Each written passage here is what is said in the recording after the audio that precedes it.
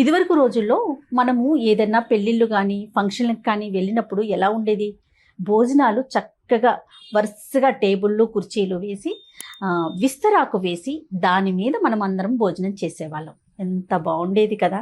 చక్కగా వరుసగా ఒకళ్ళ తర్వాత ఒకరు వడ్డించుకుంటూ, మాట్లాడుకుంటూ మీకు ఇది కావాలా? అది కావాలా? ఇది కొంచెం వేసుకోండి అని మనల్ని అడుగుతూ, ఆప్యాయంగా మాట్లాడుకుంటూ భోజనాలు చేసేవాళ్ళు. కానీ ఇప్పుడు సంస్కృతి ఎలా ఉంది? మన ప్లేట్ మనమే మోసుకెళ్ళి అక్కడ మొత్తం పెట్టేస్తారు. మనకేం కావాలో అది వేసుకుంటున్నాం. ఈ ప్లేటు, పింగాణీ ప్లేటు ఇంతవరకు ఉంటే పర్వాలేదు. కానీ వీటి స్థానంలోకి పేపర్ ప్లేట్స్ వచ్చేసినాయి. ఈ పేపర్ ప్లేట్స్ ఎలా తయారు చేస్తారో తెలుసా?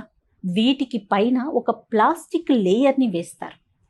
ఈ లేయర్ ఏం చేస్తుంది అంటే మనం వేసుకున్న ఆహారం కిందకి పడిపోకుండా, ఇంకిపోకుండా, జారిపోకుండా కాపాడుతుంది. దీని వెనకాలే పెద్ద ప్రమాదం పొంచి ఉంది. అది ఏంటి అంటే ఈ ప్లాస్టిక్ పేపర్స్కి ఏదైతే పైన లేయర్ వేస్తారో PFAS అనే ఒక కెమికల్తో తయారు చేసిన లేయర్ అన్నమాట. దీనివల్ల ఏమవుతుంది? మన వేడి పదార్థం దాంట్లో వేసుకోవటం వలన ఆటోమేటిక్గా అది మన పొట్టలో కూడా వెళ్ళిపోతుంది. దీనివల్ల ఊబకాయం రావటం, తర్వాత ఫెర్టిలిటీ ఇష్యూస్ రావటం, అంతేకాదండి అతి ప్రమాదకరమైనటువంటి క్యాన్సర్కి కూడా ఇది ఒక కారణం అవుతుందని చెప్పి నిపుణులు, డాక్టర్లు హెచ్చరిస్తున్నారు. కానీ మనం ఎక్కడ మారుతున్నాం?